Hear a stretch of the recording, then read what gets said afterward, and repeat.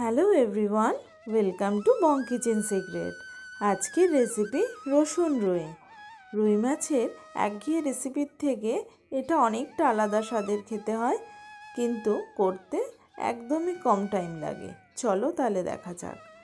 এখানে আমি 4 টুকরো রুই মাছ নিয়ে নিয়েছি, ভালো করে ধুয়ে তাতে নুন, হলুদ আর কালারের জন্য কাশ্মীরি মির্চ পাউডার দিয়ে ম্যারিনেট করে রাখবো।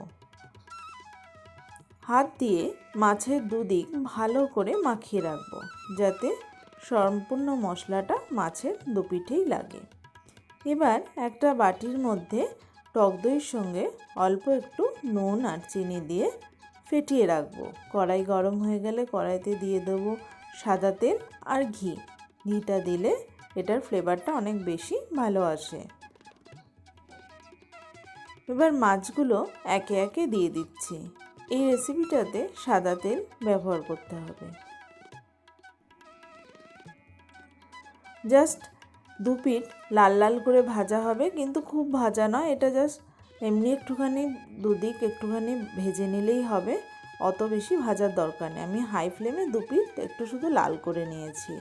এবার ওই তেলে দিয়ে দিচ্ছি শুকনো লঙ্কা আর গোটা গরম মশলা ফোড়ন আর পুরো একটা বড় রসুনের কোয়া। এইভাবে বড় করে নেওয়া পেঁয়াজ আর চিড়ে রাখা 3টে কাঁচা লঙ্কা, এইভাবেই বড় বড় করে নেওয়া টমেটো কুচি আর ফেটিয়ে রাখা টক দইটা। কোনো রকম কষানোর ব্যাপার নেই, মাছগুলোকে ওর মধ্যে দিয়ে দিতে হবে, একটু জাস্ট হালকা হাতে ঘুরিয়ে নিতে হবে।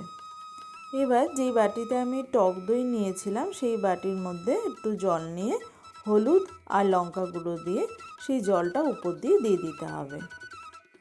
অল্প জল দিতে হবে। দিয়ে দিচ্ছি ধনেপাতা কুচি।